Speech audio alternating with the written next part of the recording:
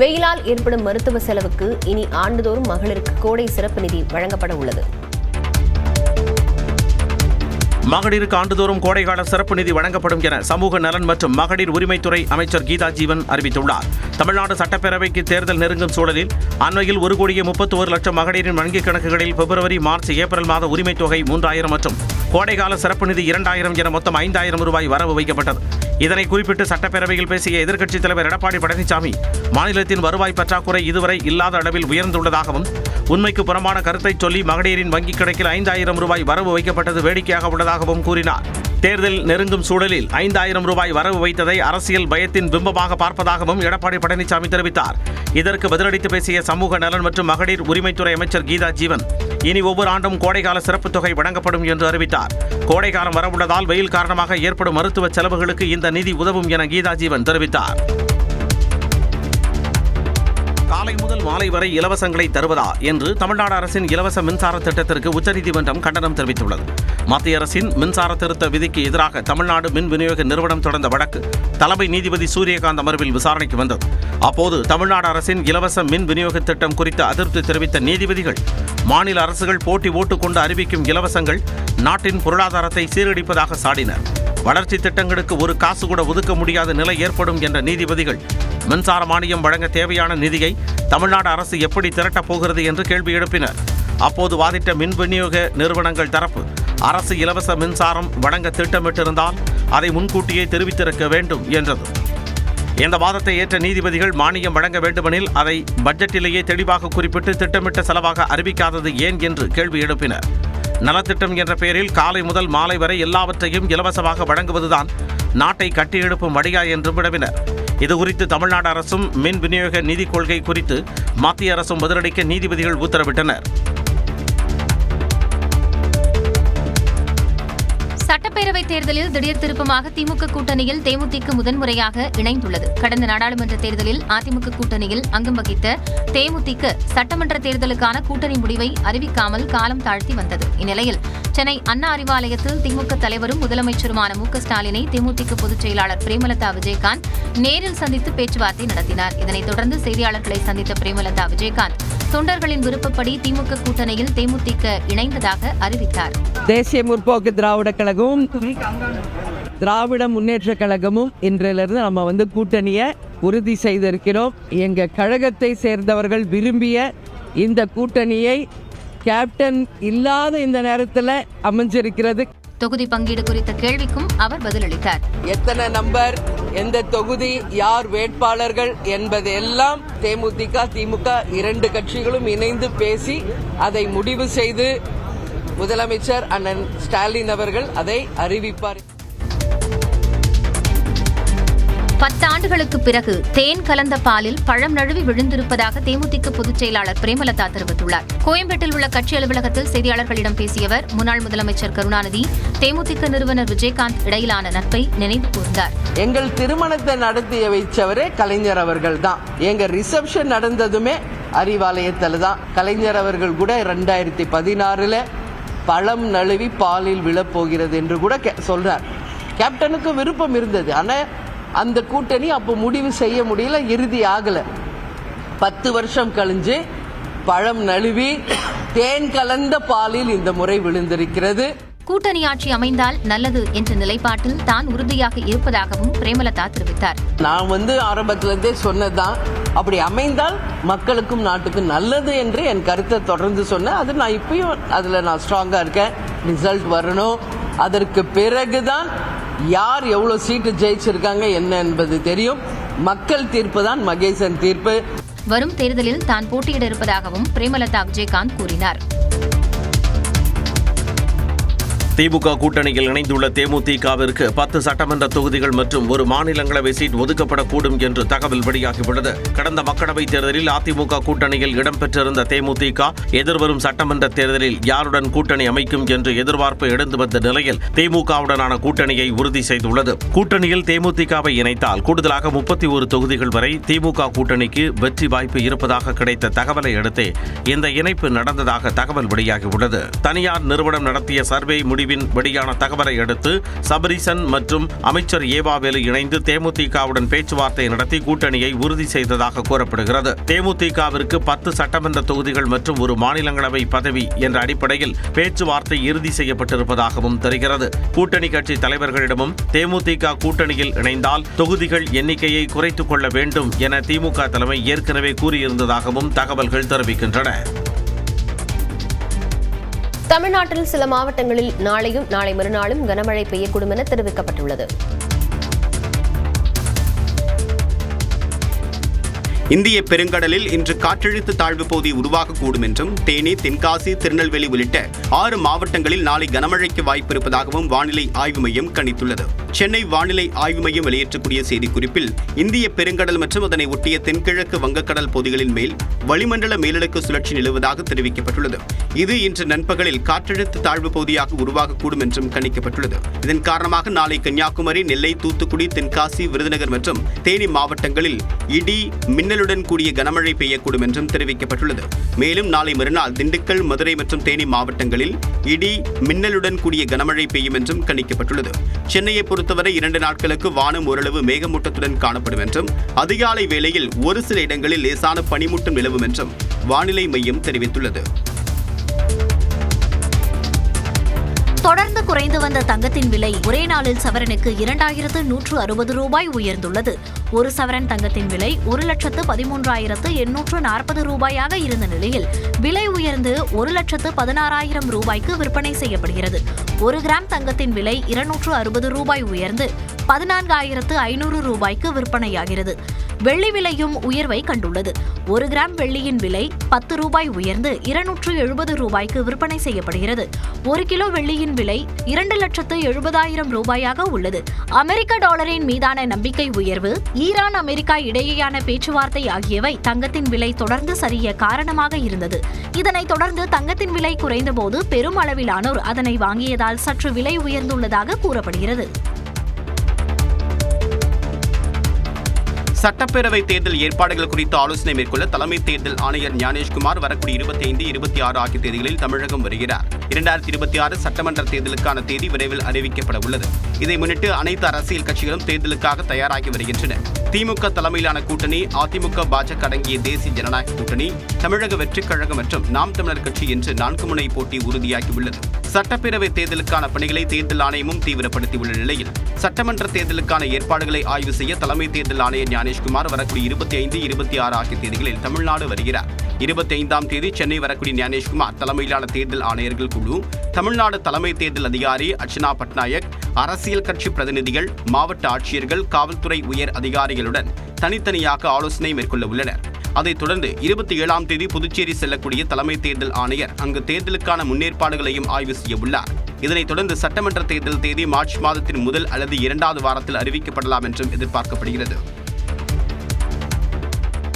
சேலம் அருகே நடைபெற்ற எருதாட்டத்தின் போது கூட்டத்தில் காளை புகுந்ததால் ஒருவர் உயிரிழந்தார்.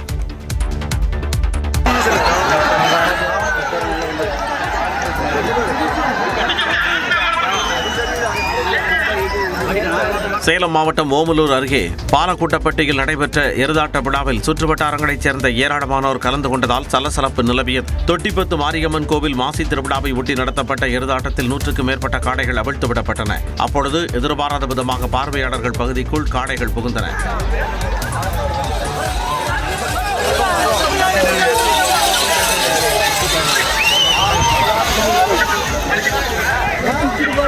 இதில் பாலக்குட்டப்பட்டியைச் சேர்ந்த செந்தில்குமார் என்பவர் மாடு முட்டியதில் படுகாயமடைந்து ஓமலூர் அரசு மருத்துவமனையில் சிகிச்சை பலனின்றி உயிரிழந்தார். மேலும் குமரேசன் என்பவருக்கு கால் முறிவு ஏற்பட்ட நிலையில் மணிகண்டன், மூர்த்தி உள்ளிட்ட 10க்கும் மேற்பட்டோர் படுகாயமடைந்தனர். அவர்கள் சேலம் அரசு மருத்துவமனை மற்றும் தனியார் மருத்துவமனைகளில் சிகிச்சைக்காக அனுமதிக்கப்பட்டுள்ளனர். இந்த சம்பவம் குறித்து காவல்துறையினர் விசாரணை மேற்கொண்டுள்ளனர். தமிழ்நாடு காவல் உதவி ஆய்வாளர் தேர்வு முடிவுகளை பிப்ரவரி 24ஆம் தேதி வரை வெளியிட மாட்டோம் என தமிழ்நாடு சீருடை பணியாளர் தேர்வாணையம் உயர்நீதிமன்ற மதுரை கிளையில் உறுதியளித்துள்ளது. தென்காசியைச் சேர்ந்தவர்கள் தாக்கல் செய்த மனுவில் 909 உதவி ஆய்வாளர் பணியிடங்களுக்கான தேர்வில் பாடத்திட்டத்தில் இல்லாத வினாக்கள் கேட்கப்பட்டதாக குற்றம் சாட்டி தேர்வை ரத்து செய்ய வேண்டும் என்று கோரப்பட்டிருந்தது. ஏற்கனவே தொழில்நுட்ப கோளாறு காரணமாக தேர்வு முடிவுகள் திரும்ப பெறப்பட்ட நிலையில் இதுகுறித்து விரிவான விளக்கம் அளிக்க தேர்வாணைய தலைவருக்கு நீதிமன்றம் உத்தரவிட்டிருந்தது. நேற்று இந்த வழக்கு மீண்டும் விசாரணைக்கு வந்தபோது பதில் மனு தாக்கல் செய்ய கால அவகாசம் கோரிய அரசு தரப்பு வழக்கறிஞர் பிப்ரவரி 24 வரை முடிவுகள் வெளியிடப்படாது என உறுதியளித்தார். இதையடுத்து நீதிபதி புகழேந்தி வழக்கு விசாரணையை வரும் 24ஆம் தேதிக்கு ஒத்திவைத்தார். புதுச்சேரியில் படகு கவிழ்ந்த விபத்தில் கடலில் விழுந்து தத்தளித்தவர்கள் உயிருக்கு போராடிய காட்சிதான் இது. பெங்களூருவைச் சேர்ந்த விஜய் என்பவர் தனது உறவினர்களுடன் புதுச்சேரிக்கு சுற்றுலா சென்றுள்ளார். வீராம்பட்டினம் கடலில் விஜய், அவரது மனைவி சோனியா, 3 குழந்தைகள் உட்பட 8 பேர் படகு சவாரி செய்தனர். அப்பொழுது திடீரென படகு கவிழ்ந்ததில் படகில் சவாரி செய்த 8 பேரும் கடலில் மூழ்கி தத்தளித்தனர். இதனைக் கண்ட மீனவர்கள் படகுகள் மூலம் அவர்களை மீட்டு கரைக்கு கொண்டு வந்தனர். இருப்பினும் கணவர் விஜய் மற்றும் 3 குழந்தைகள் கண்முன்னே சோனியா பரிதாபமாக உயிரிழந்தார். மற்ற 7 பேரும் புதுச்சேரி அரசு மருத்துவமனையில் சிகிச்சைக்காக அனுமதிக்கப்பட்டனர். இந்நிலையில் சுற்றுலாத்துறையின் அனுமதியின்றி படகை இயக்கிய தவமணி என்பவரை காவல்துறையினர் கைது செய்தனர். படகின் உரிமையாளர் சதீஷை தேடி வருகின்றனர். AI भी एक ट्रांसफॉर्मेटिव पावर है. दिशाहीन हुई तो डिसरप्शन, सही दिशा मिली तो सॉल्यूशन. ஏஐ உச்சி மாநாட்டில் பிரதமர் நரேந்திர மோடி பேசிய காட்சிதான் இது. டெல்லியில் நடைபெற்று வரும் சர்வதேச ஏஐ உச்சி மாநாட்டில் பிரான்ஸ் அதிபர் இமானுவேல் மேக்ரான், பிரேசில் அதிபர் லூலா டா சில்வா உள்ளிட்ட தலைவர்கள் கலந்து கொண்டனர். இதில் Google CO Sundar Pichai, open AI CO சாம் ஆல்டன், மெட்டா ஏஐ தலைவர் அலெக்சாண்டர் வாங் உள்ளிட்டோருடன் பிரதமர் நரேந்திர மோடி குழு புகைப்படம் எடுத்துக் கொண்டார். பின்னர் பேசிய அவர், ஏஐ என்பது மனித வரலாற்றில் ஒரு முக்கியமான மாற்றம் என்றார். आज जो हम देख रहे हैं, जो प्रिडिक्ट कर रहे हैं, वो इसके इंपैक्ट का सिर्फ प्रारंभिक संकेत है. பின்னர் இந்த மாநாட்டில் பங்கேற்ற உலக நாடுகளின் தலைவர்களுடன் மோடி புகைப்படம் எடுத்துக் கொண்டார்.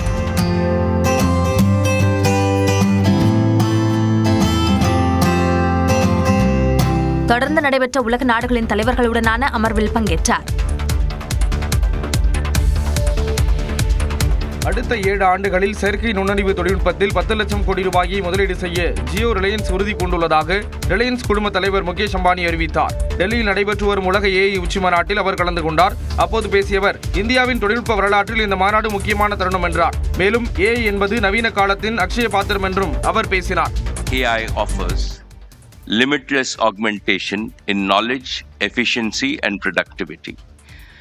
We are only at the dawn of this era. The best of AI is yet to come. இணைய வசதியில் பெரிய மாற்றத்தை கொண்டு வந்தது போல ஏஐ வளர்ச்சியிலும் ஜியோ பெரும் பங்காற்றும் என்றார். With over 500 million loyal subscribers, was privileged to play a leading role in this transformation across broadband, 4G, 5G and home connectivity. With equal humility, I would like to announce that Jio will play an even bigger role in India's AI transformation. 21ஆம் நூற்றாண்டில் உலகின் மிகப்பெரிய AI சக்திகளில் ஒன்றாக India உருவெடுக்கும் என்றும் அவர் நம்பிக்கை தெரிவித்தார். விசாகப்பட்டினத்தில் பல்வேறு நாடுகளின் 60க்கும் மேற்பட்ட போர்க்கப்பல்களும் 50க்கும் மேற்பட்ட போர் விமானங்களும் கூட்டுப் பயிற்சியில் பங்கேற்றுள்ளன.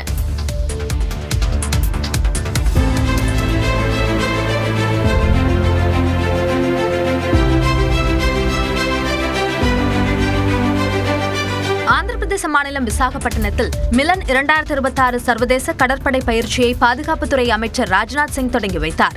இந்திய கடற்படை நடத்தும் உலகின் மிகப்பெரிய சர்வதேச கடற்படை பயிற்சியான மிலன் 2026 விசாகப்பட்டினத்தில் கோலாகலமாக தொடங்கியது.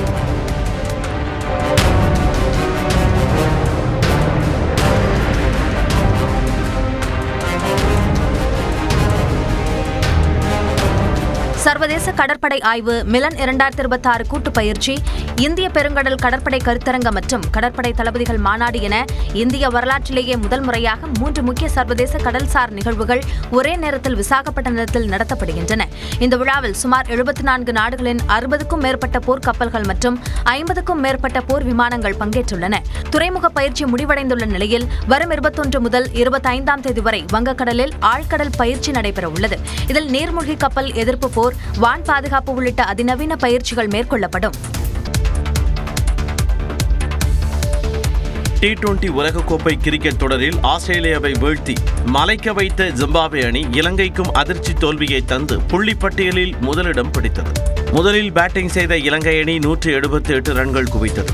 கடினமான இலக்கை துரத்திய ஜிம்பாப்வே அணிக்கு பிரையன் பென்னட் ஆட்டமிழக்காமல் 63 ரன்கள் விளாசி வலுவான அடித்தளம் அமைத்தார்.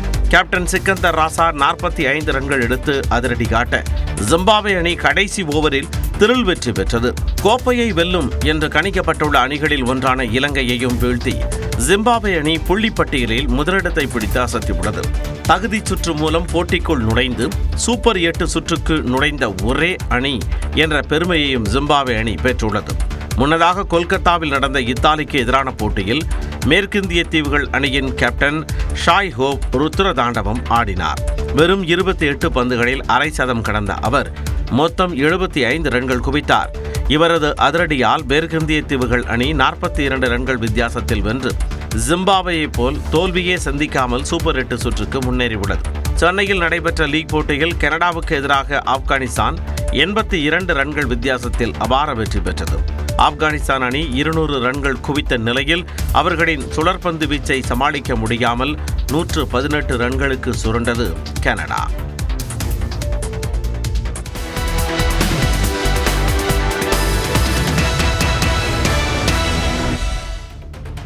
முக்கியமான மாவட்ட செய்திகளை விரைவு செய்திகளாக பார்க்கலாம். மேல்மலையனூர் அங்காளம்மன் கோயிலில் மயான கொள்ளைக்கு பிறகு தீமிதி திருவிழா நடைபெற்றது. விழுப்புரம் மாவட்டம் மேல்மலையனூர் அங்காளம்மன் கோவிலில் தீமிதி திருவிழா நடைபெற்றது. இந்து சமய அறநிலையத்துறை கட்டுப்பாட்டில் உள்ள இக்கோவிலில் மாசி பெருவிழா கடந்த 15ஆம் தேதி கொடியேற்றத்துடன் தொடங்கியது. விழாவின் 5ஆம் நாளில் தீமிதி திருவிழா நடைபெற்றது. விரதம் இருந்த பக்தர்கள் தீமிதித்து நேர்த்திக்கடன் செலுத்தினர்.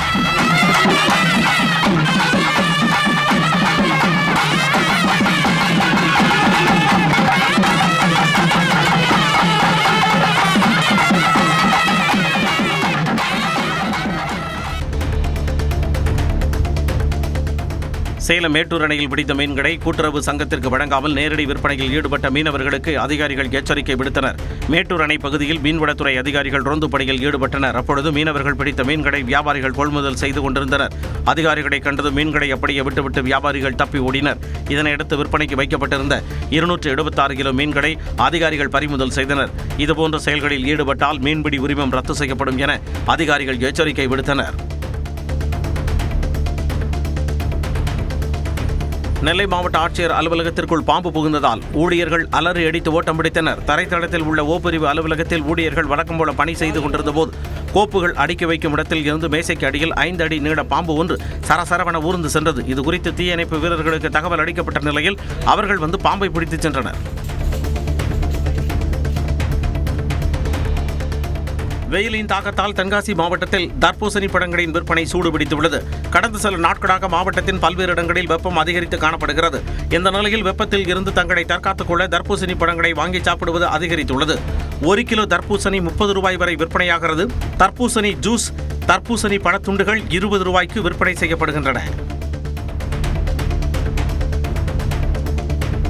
திருப்பத்தூர் மாவட்டம் வாணியம்பாடியில் நகை வியாபாரியை அட்டை கத்தியை காட்டி மிரட்டி 1 கோடி ரூபாய் மதிப்பிலான 39 கிலோ வெள்ளிப் பொருட்களை கொள்ளையடித்த 4 பேர் அதிரடியாக கைது செய்யப்பட்டுள்ளனர். புகார் அளிக்கப்பட்ட 24 மணி நேரத்திற்குள் சிசிடிவி காட்சிகளின் உதவியுடன் கொள்ளையர்களை சுற்றி வளைத்த காவல்துறையினர் சாணி குவியல் மற்றும் கழிவறை தொட்டியில் மறைத்து வைக்கப்பட்டிருந்த நகைகளையும் பறிமுதல் செய்தனர்.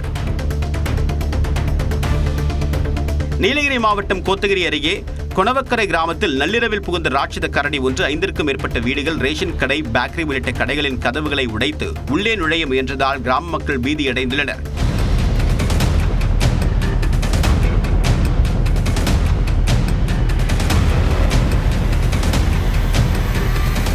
கரடியை வனத்துறையினர் கூண்டு வைத்து பிடிக்க வேண்டும் என்றும் கோரிக்கை விடுத்துள்ளனர். தைப்பூச திருவிழாவை முன்னிட்டு பழனி தண்டாயுதபாணி சுவாமி கோவிலில் குவிந்த பக்தர்களால் 20 நாட்களிலேயே உண்டியல்கள் நிரம்பிய நிலையில் நேற்று காணிக்கை எண்ணப்பட்டன. ரொக்கமாக 2,44,00,000 ரூபாய், 342 கிராம் தங்கம், 8 கிலோவிற்கும் மேற்பட்ட வெள்ளிப் பொருட்கள் மற்றும் வெளிநாட்டு கரன்சிகளையும் பக்தர்கள் காணிக்கையாக செலுத்தியுள்ளனர். உப கோவிலான பழனி அடிவாரம் திரு ஆவினன்குடி கோவில் உண்டியல்களில் 21,25,000 ரூபாய் கிடைக்கப்பெற்றது.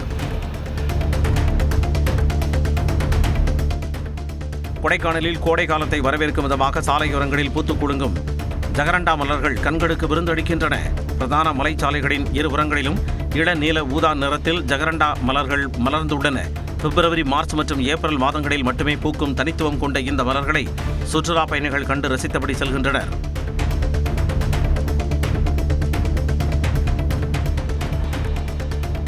செங்கல்பட்டு மாவட்டம் வேடந்தாங்கல் பறவைகள் சரணாலயத்திற்கு வந்த வெளிநாட்டு பறவைகள் சொந்த ஊருக்கு செல்ல தயாராகி வருகின்றன. ஆண்டுதோறும் அக்டோபர் மாதம் முதல் ஏப்ரல் மாதம் இறுதி வரை வேடந்தாங்கல் பறவைகள் சரணாலயத்தில் சீசன் களை கட்டும். இந்த ஆண்டு சீசன் சிறப்பாக அமைந்துள்ளதால் தற்போது வேடந்தாங்கலில் கூழைக்கடா, நீர்க்காகம், பாம்பு தாரா என 20க்கும் மேற்பட்ட இனங்களைச் சேர்ந்த 40,000க்கும் அதிகமான வெளிநாட்டு மற்றும் உள்நாட்டு பறவைகள் முகாமிட்டுள்ளன. தருமபுரியில் பொதுமக்களிடம் கட்டாயப்படுத்தி அதிக கட்டணம் வசூலித்த 13 ஆட்டோக்கள் பறிமுதல் செய்யப்பட்டதுடன் அபராதம் விதிக்கப்பட்டது. பழைய பேருந்து நிலையம், புதிய பேருந்து நிலையம் இடையே இயக்கப்படும் ஷேர் ஆட்டோக்களில் அதிக கட்டணம் வசூலிக்கப்படுவதாக புகார் எழுந்தது. இதையடுத்து வட்டார போக்குவரத்து துறை அதிகாரிகள் சோதனை நடத்தி ஆட்டோக்களை பறிமுதல் செய்ததுடன் தலா 20,000 ரூபாய் அபராதம் விதித்தனர். ராமநாதபுரம் மாவட்டம் ராமேஸ்வரம் அருகே வலையில் சிக்கிய 4 அரிய வகை கடல் ஆமைகளை உயிருடன் மீட்டு கடலில் விட்ட மீனவர்களுக்கு வனத்துறையினர் பாராட்டு தெரிவித்தனர். மன்னார் வளைகுடா கடல் பகுதியில் அரிய வகை சித்தாமை ஆமைகள் 4 மீன்பிடி வலைகளில் உயிருடன் சிக்கின. அவற்றை மீட்டு முதலுதவி சிகிச்சை அளித்த மீனவர்கள் மீண்டும் கடலில் விடுவித்தனர்.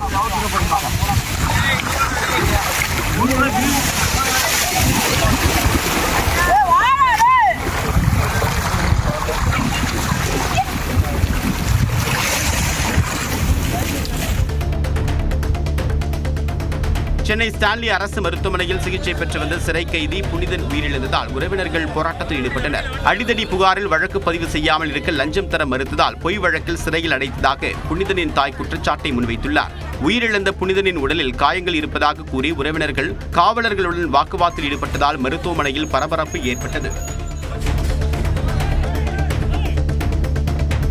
தென்காசி மாவட்டம் ஆலங்குளம் அருகே கோவில் உண்டியலை மயானத்தில் வீசிய நபர்கள் குறித்து காவல்துறையினர் விசாரித்து வருகின்றனர். குருவன்கோட்டையில் உள்ள சிவசக்தி காலசாமி கோவிலில் புதன்கிழமை நள்ளிரவு உண்டியல் மற்றும் பூஜை பொருட்களை அடையாளம் தெரியாத நபர்கள் திருடிச் சென்றனர். காணிக்கையை மட்டும் எடுத்துவிட்டு உண்டியலை மயானத்தில் வீசி சென்றனர். புகாரின் பேரில் காவல்துறையினர் விசாரித்து வருகின்றனர். புதுச்சேரி பாகூர் கிராமத்தில் காகங்கள் தொடர்ந்து இறப்பதால் பறவை காய்ச்சலாக இருக்குமோ என்று மக்கள் அச்சம் தெரிவிக்கின்றனர். கடந்த மாதம் சென்னை அடையாறு இந்திரா நகர் பூங்கா, நீலாங்கரை பகுதிகளில் ஏராளமான காகங்கள் உயிரிழந்தன. இந்நிலையில் பாகூரில் கடந்த 3 நாட்களில் 10 காகங்கள் இறந்ததாக தெரிகிறது. இறந்த காகங்களின் மாதிரிகள் மத்திய பிரதேசத்தில் உள்ள தேசிய பாதுகாப்பு விலங்குகள் நோய் ஆராய்ச்சி ஆய்வகத்திற்கு அனுப்பி வைக்கப்பட்டுள்ளன. ஆய்வுக்கு பின்னரே காகங்கள் இறந்ததற்கான காரணம் தெரியவரும். சிவகங்கை ஊராட்சி ஒன்றிய அலுவலகத்திற்குள்ளேயே சேலை விற்பனை ஜரூராக நடைபெற்ற வீடியோ காட்சி வெளியாகியுள்ளது. திட்டப்பிரிவு அறைக்குள் சேலை வியாபாரி ஒருவர் கொண்டு வந்த சேலைகளை அங்கு பணியாற்றும் பெண் ஊழியர்கள் விரித்து பார்த்து வாங்கினர். கோரிக்கை மனுவுடன் வந்த மக்கள் அலுவலகத்திற்கு வெளியே காத்திருந்த நிலையில் ஊராட்சி ஒன்றிய அலுவலக பணியாளர்கள் சேலை வாங்குவதில் ஆர்வம் காட்டியதாக குற்றச்சாட்டு எழுந்துள்ளது. தருமபுரி மாவட்டம் அரூரில் திமுக அரசை கண்டித்து பாஜக சார்பில் நடைபெற்ற கண்டன ஆர்ப்பாட்டத்தில் அக்கட்சியினருக்கும் பிசிகவினருக்கும் இடையே மோதல் ஏற்பட்டதால் பதற்றம் நிலவியது. ஆர்ப்பாட்டத்தின் போது பேசிய தருமபுரி மாவட்ட பாஜக தலைவர் சரவணன், பட்டியலின மக்களுக்காக விசிக தலைவர் திருமாவளவன் எதுவும் செய்யவில்லை என்று கூறினார். இதற்கு எதிர்ப்பு தெரிவித்து விடுதலை சிறுத்தைகள் கட்சியினர் மறியலில் ஈடுபட்டனர். அப்போது பாஜகவினர் மற்றும் பிசிகவினரிடையே வாக்குவாதம் ஏற்பட்டது.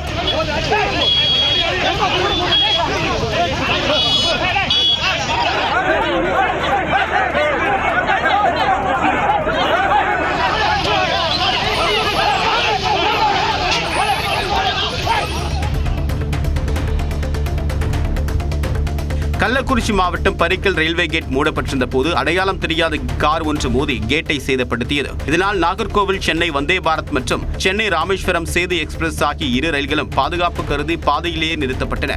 சுமார் 45 நிமிட போராட்டத்திற்கு பிறகு கேட் சீரமைக்கப்பட்டு ரயில்கள் புறப்பட்டுச் சென்றன. தப்பி ஓடிய கார் ஓட்டி குறித்து விருத்தாச்சலம் ரயில்வே காவல்துறையினர் விசாரணை மேற்கொண்டு வருகின்றனர்.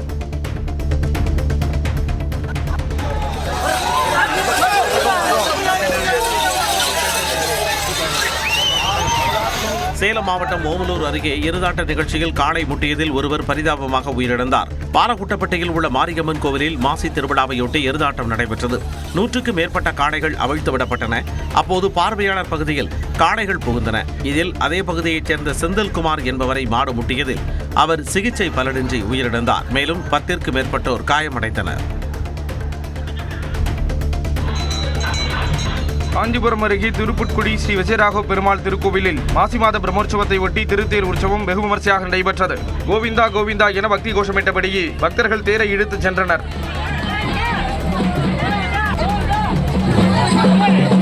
கடலூர் மாவட்டம் புவனகிரியில் உள்ள ஸ்ரீ அங்காள பரமேஸ்வரி அம்மன் ஆலயத்திலும் மாசி மாத தேர் திருவிழா விமர்சையாக நடைபெற்றது.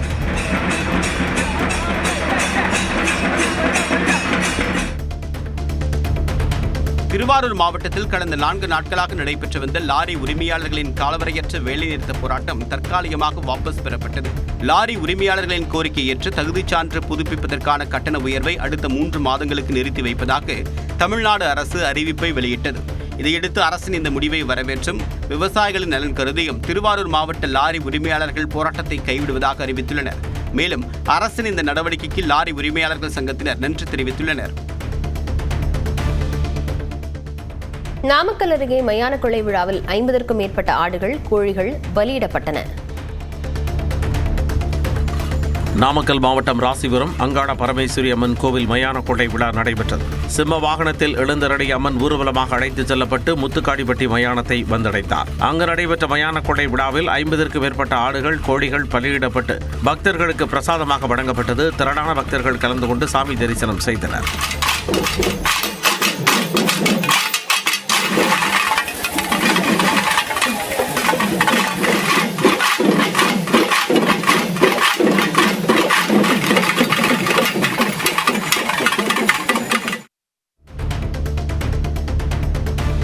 தேனி மாவட்டம் உத்தமபாளையம் திருக்காலாத்தீஸ்வரர் கோவிலில் மாசி தேரோட்ட திருவிழா கொடியேற்றத்துடன் தொடங்கியது. தென் காளஹஸ்தி என அழைக்கப்படும் இக்கோவிலில் ஆண்டுதோறும் மாசி மாத தேரோட்டம் வெகு விமர்சையாக நடைபெறுவது வழக்கம்.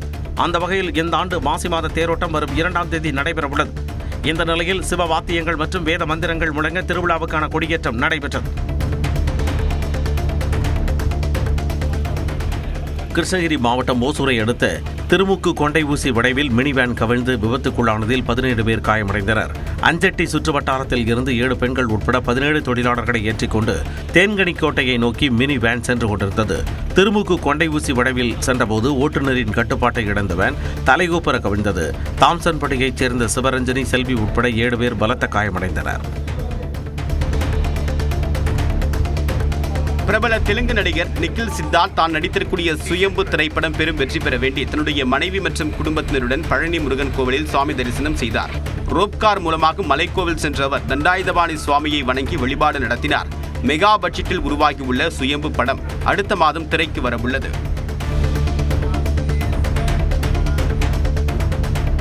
ராமநாதபுரம் மாவட்டம் கமுதி அருகே கோவில் திருவிழாவையொட்டி இரட்டை மாட்டு வண்டி பந்தயம் நடைபெற்றது. முஷ்டக்குறிச்சி கிராமத்தில் அமைந்துள்ள பெத்தனாச்சி அம்மன் ஆலயத்தில் மாசி களரி திருவிழாவையொட்டி 2 பிரிவுகளாக மாட்டு வண்டி பந்தயம் நடைபெற்றது. நெல்லை, தூத்துக்குடி, சிவகங்கை உள்ளிட்ட மாவட்டங்களைச் சேர்ந்த 30க்கும் மேற்பட்ட மாட்டு வண்டிகள் பங்கேற்றன. சாலையின் இருபுறமும் நின்றவாறு ஏராளமானோர் பந்தயத்தை கண்டு ரசித்தனர். சிவகங்கை மாவட்டம் காரைக்குடி அருகே கண்டனூரில் வேலை முடிந்து வீடு திரும்பிய 53 வயது பெண்ணை தாக்கி பாலியல் வன்கொடுமை செய்ய முயன்ற சம்பவம் பரபரப்பை ஏற்படுத்தியது. பாதிக்கப்பட்ட பெண் மருத்துவமனையில் அனுமதிக்கப்பட்ட நிலையில் காட்டுக்குள் பதுங்கியிருந்த 27 வயது சூரிய பிரகாஷை காவல்துறையினர் கைது செய்து சிறையில் அடைத்தனர். முதற்கட்ட விசாரணையில் அவர் மது போதையில் அத்துமீறியது தெரியவந்துள்ளது. திருச்செந்தூர் ரயில் நிலையத்தில் அம்ரித் பாரத் திட்டத்தின் கீழ் நடைபெற்று வரக்கூடிய மேம்பாட்டு பணிகளை மதுரை கோட்ட ரயில்வே மேலாளர் ஓம் பிரகாஷ் மீனா ஆய்வு செய்தார். பிரம்மாண்ட அலங்கார வளைவு, நவீன பார்க்கிங் வசதி மற்றும் கூடுதல் அறைகள் அமைக்கக்கூடிய பணிகளை பார்வையிட்ட அவர் இத்திட்டங்கள் அனைத்தும் இந்த ஆண்டு இறுதிக்குள் முழுமையாக நிறைவு பெறும் என்றும் தெரிவித்தார். தூத்துக்குடி மாவட்டம் கயத்தாறில் கிரைண்டர் சத்தம் எரிச்சல் ஊட்டியதாக கூறி பக்கத்து வீட்டு பெண்ணை கத்தியால் குத்திய நபர் விஷம் குடித்து தற்கொலை செய்து கொண்ட சம்பவம் அதிர்ச்சி ஏற்படுத்தியுள்ளது. படுகாயமடைந்த இசக்கியம்மாள் மருத்துவமனையில் சிகிச்சை பெற்று வரக்கூடிய நிலையில் தாக்குதல் நடத்திய மகாராஜன் சிகிச்சை பலனின்றி உயிரிழந்தார். மனநல பாதிப்பு மற்றும் மது போதையே இந்த விபரீதத்திற்கு பின்னணி என்று காவல்துறை விசாரணையில் தெரிய வந்துள்ளது.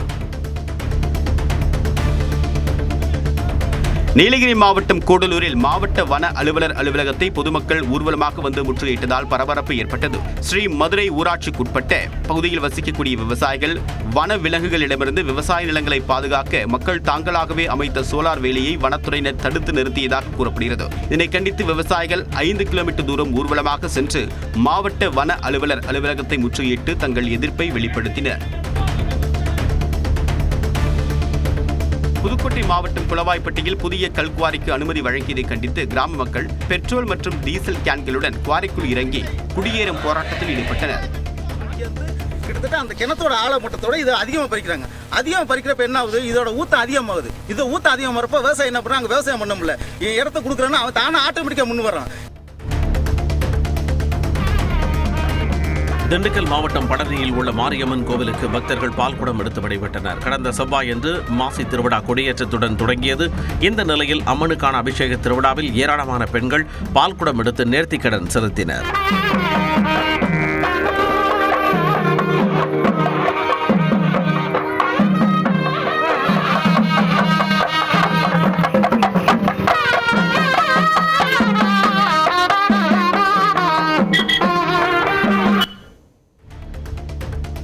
அம்பையில் திருநாய்கள் கடித்ததில் 10க்கும் மேற்பட்டோர் காயமடைந்தனர்.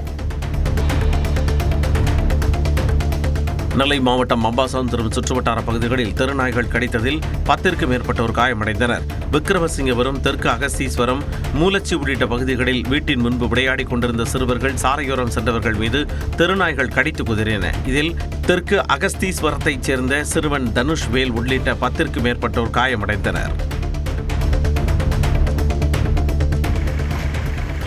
திருப்பத்தூர் மாவட்டம் நாற்றம்படி அருகே மாநில எல்லைகளில் ஆட்சியர் ஆய்வு மேற்கொண்டார். கொத்தூர், தொட்டிக்கிணறு உள்ளிட்ட ஆந்திர எல்லையில் ஆய்வு செய்த ஆட்சியர் சிவசவுந்தரவல்லி ஒவ்வொரு சோதனைச் சாவடியிலும் பாதுகாப்பை பலப்படுத்த வேண்டும், சிசிடிவி கேமராக்களை பொருத்த வேண்டும் என காவலர்களுக்கு அறிவுறுத்தினார்.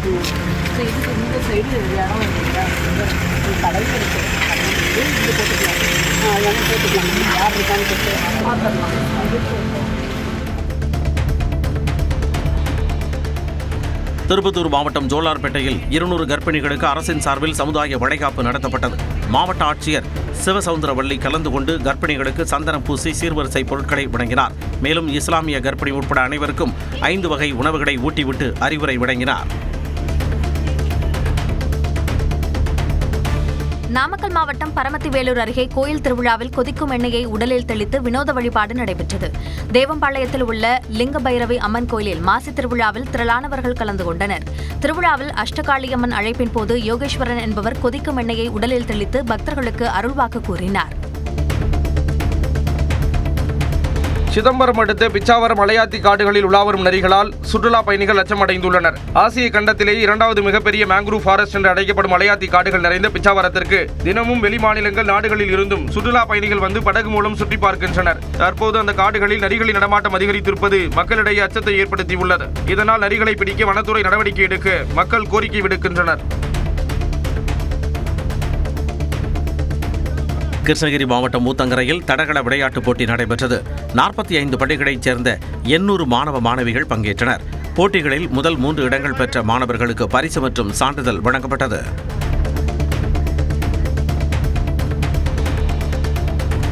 தஞ்சையில் சீட் பெல்ட் அணிந்து லாரி ஓட்டி வந்த ஓட்டுநரை பாராட்டி போக்குவரத்து காவலர் 100 ரூபாய் அன்பளிப்பாக வழங்கினார். தஞ்சை ரோஹிணி மருத்துவமனை அருகில் போக்குவரத்து காவல் ஆய்வாளர் ரவிச்சந்திரன் தலைமையில் காவலர்கள் வாகன தணிக்கையில் ஈடுபட்டனர். அப்போது பேருந்துகள் மற்றும் லாரிகளில் பயன்படுத்தப்பட்ட அதிக ஒலி எழுப்பும் ஏர் ஹாரன்களை பறிமுதல் செய்து அழித்தனர். தூத்துக்குடி மாவட்டம் கோவில்பட்டி அருகே உள்ள கழுகுமலையில் தீப்பெட்டி தொழிற்சாலையில் ஏற்பட்ட திடீர் தீ விபத்தில் 4 பெண் தொழிலாளர்கள் காயமடைந்தனர். தீக்குச்சிகள் ஒன்றோடு ஒன்று உராய்ந்ததில் ஏற்பட்ட தீ ஆலை முழுவதுமாக வேகமாக பரவியது. தகவல் அறிந்து வந்த தீயணைப்பு வீரர்கள் 1 மணி நேரம் போராடி தீயை அணைத்தனர். இந்த விபத்தில் 3 லட்சம் ரூபாய் மதிப்பிலான பொருட்கள் எரிந்து சேதமடைந்த நிலையில் காயமடைந்தவர்கள் கோவில்பட்டி அரசு மருத்துவமனையில் சிகிச்சை பெற்று வருகின்றனர். திருப்பத்தூர் மாவட்டம் ஆம்பூர் அருகே சான்றோர் குப்பம் கிராமத்தில் நடைபெற்ற எருது விடும் விழாவில் 250க்கும் மேற்பட்ட காளைகள் வாடி வாசல் வழியாக சீறி பாய்ந்தன. சிறிய இடைவெளியில் இலக்கை எட்டி முதலிடம் பிடித்த காளையின் உரிமையாளருக்கு 1 லட்சம் ரூபாய் பரிசு வழங்கப்பட்டது.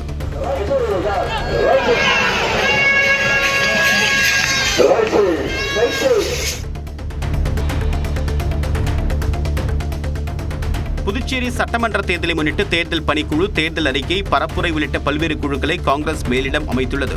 தேர்தல் மேலாண்மை மற்றும் ஒருங்கிணைப்பு குழுவிற்கு நாராயணசாமி தலைவராக நியமிக்கப்பட்டுள்ளார். தேர்தல் அறிக்கை குழுவிற்கு அனந்தராமன் தலைவராகவும், பரப்புரை குழுவில் ஷாஜகான், கமலக்கண்ணன் உள்ளிட்ட முக்கிய நிர்வாகிகள் இடம்பெற்றுள்ளனர். விளம்பரம் மற்றும் ஊடக குழுவிற்கு தேவதாஸ் தலைவராகவும், வைத்தியநாதன் துணைத் தலைவராகவும் செயல்படுவார்கள் என்று அந்த கட்சியின் தேசிய பொதுச் செயலாளர் KC வேணுகோபால் அறிவிப்பு வெளியிட்டுள்ளார்.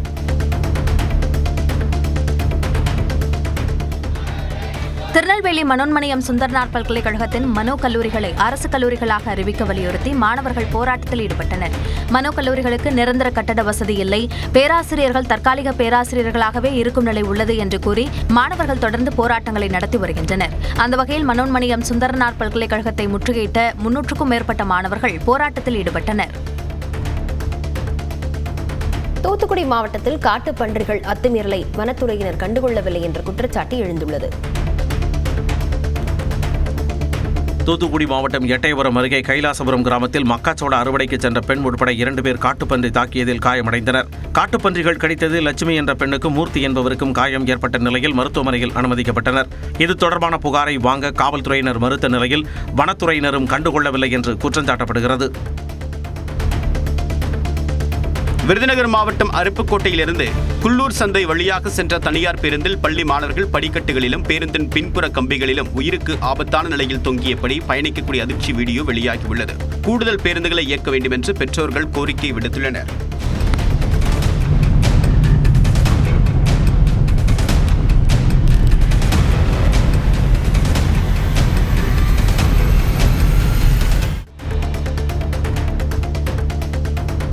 திருவண்ணாமலை ஆரணி அருகே இருசக்கர வாகனம் மீது மற்றொரு இருசக்கர வாகனம் மோதிய விபத்தில் கட்டட தொழிலாளி படுகாயமடைந்தார். முனியந்தாங்கல் கிராமத்தைச் சேர்ந்த முருகன் என்பவர் தனது இருசக்கர வாகனத்தில் வீட்டிற்கு தேவையான பொருட்களை வாங்கிக் கொண்டு உறவினருடன் வீட்டிற்கு சென்று கொண்டிருந்தார். கடலூர் சித்தூர் சாலையில் சென்றபோது இவரது பைக் மீது பின்னால் வந்த பைக் மோதியது. இதில் 2 இருசக்கர வாகனங்களில் பயணித்த 4 பேரும் நிலை தடுமாறி கீழே விழுந்தனர். இது தொடர்பான CCTV காட்சி வெளியாகியுள்ளது.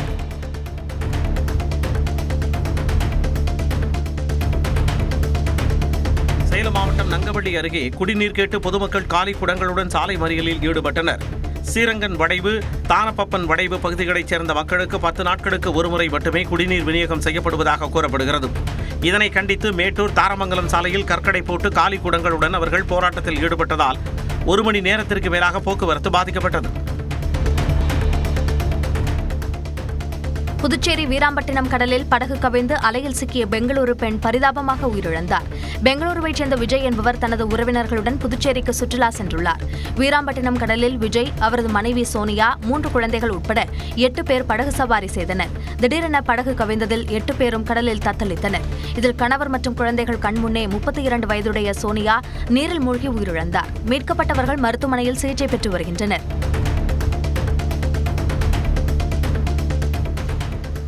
திருவள்ளூர் மாவட்டம் கடம்பத்தூரில் ஊராட்சி ஒன்றிய அலுவலகத்தை ஒட்டிய கால்வாயில் கொசுக்கள் உற்பத்தியாகி நோய் தொற்று ஏற்படும் அபாயம் இருப்பதாக பொதுமக்கள் வேதனை தெரிவித்துள்ளனர். இதுகுறித்து ஊராட்சி ஒன்றிய நிர்வாகத்திடம் பலமுறை புகார் அளித்தும் நடவடிக்கை எடுக்கவில்லை என குற்றம் சாட்டப்படுகிறது. நாகை மாவட்டம் வேதாரண்யம் வேதாரண்யேஸ்வரர் கோவிலில் மாசிமக திருவிழாவை முன்னிட்டு அப்பரும் சம்பந்தரும் தேவார பதிகங்கள் பாடி திருக்கதவை திறந்த வரலாற்று சிறப்புமிக்க ஐதீக நிகழ்வு விமர்சையாக நடைபெற்றது. வெள்ளி திருக்கதவு திறக்கப்பட்ட போது சரவிளக்குகள் ஒளியில் தீபாராதனை காட்டப்பட்டது.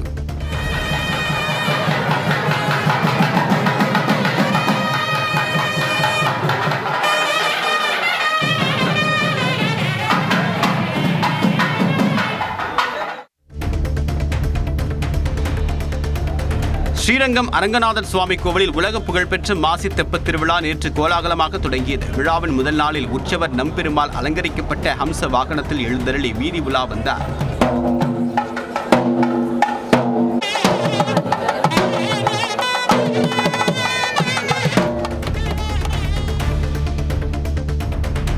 சேலம் மாவட்டம் இளம்பிள்ளை அருகே ஆசிரியர் தற்கொலை வழக்கில் தேடப்பட்ட இளைஞர் கைது செய்யப்பட்டுள்ளார். சண்முகப்பிரியா என்ற ஆசிரியை கடந்த 17ஆம் தேதி தற்கொலை செய்து கொண்டார். இவரை கௌதம் என்பவர் தற்கொலைக்கு தூண்டியதாகவும் அவரை கைது செய்யும் வரையில் சண்முகப்பிரியாவின் சடலத்தை வாங்க மாட்டோம் என்றும் அவரது உறவினர்கள் தெரிவித்து வந்தனர். இந்நிலையில் கௌதமை கைது செய்துள்ள தனிப்படை காவலர்கள் அவரிடம் விசாரணை நடத்தி வருகின்றனர்.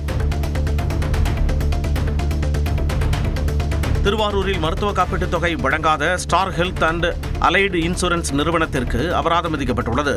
முன்பிருந்த நோயை மறைத்ததாக மன்னார்குடியைச் சேர்ந்த ராஜாராமனுக்கு இதய அறுவை சிகிச்சைக்கான தொகையை தர காப்பீட்டு நிறுவனம் மறுத்தது. இதனை எதிர்த்து தாக்கல் செய்யப்பட்ட வழக்கை விசாரித்த திருவாரூர் நுகர்வோர் குறைதீர் ஆணையம் மருத்துவ செலவுத் தொகையை 9% வட்டியுடன் வழங்கவும், மன உளைச்சலுக்கு 2 லட்சம் ரூபாய் இழப்பீடு, வழக்கு செலவுக்கான 10,000 ரூபாயை வழங்கவும் காப்பீட்டு நிறுவனத்திற்கு உத்தரவிட்டுள்ளது. தருமபுரி நகராட்சிக்கு உட்பட்ட அன்னசாகரம் பகுதியில் தரமற்ற முறையில் சாலை அமைக்கப்படுவதாக பொதுமக்கள் குற்றம் சாட்டினர். இங்குள்ள 32 மற்றும் 33வது வார்டுக்கு உட்பட்ட பகுதியில் வசிக்கும் மக்களின் நீண்ட நாள் கோரிக்கையை ஏற்று சாலை அமைக்கும் பணி நடைபெற்றது. ஆனால் தரமற்ற முறையில் சாலை அமைக்கப்படுவதாக கூறி சாலை அமைக்கும் பணியை கிராம மக்கள் தடுத்து நிறுத்தினர். மேலும் ஒப்பந்ததாரர் மீது நடவடிக்கை எடுக்க வேண்டும் என கோரிக்கை விடுத்தனர். சென்னை புதுவண்ணாரப்பேட்டை அருகே மெட்ரோ ரயிலில் பயணித்த இளம் பெண்ணுக்கு பாலியல் தொல்லை கொடுத்த பீகார் இளைஞர் கைது செய்யப்பட்டார். திருவொற்றியூரில் இருந்து அண்ணா சாலைக்கு மெட்ரோ ரயிலில் சென்ற 20 வயது இளம்பெண்ணிடம் பீகாரைச் சேர்ந்த அனில் சௌத்ரி என்ற இளைஞர் அத்துமீறலில் ஈடுபட்டார். இதனால் இளம்பெண் கூச்சலிட்ட நிலையில் சக பயணிகள் அந்த இளைஞரை பிடித்து காவல்துறையில் ஒப்படைத்தனர். தென்காசியில் தங்க நகை விற்பனை தொடர்பான முன்விரோதம் காரணமாக இரு கடை உரிமையாளர்களிடையே ஏற்பட்ட மோதல் பரபரப்பை ஏற்படுத்தியுள்ளது.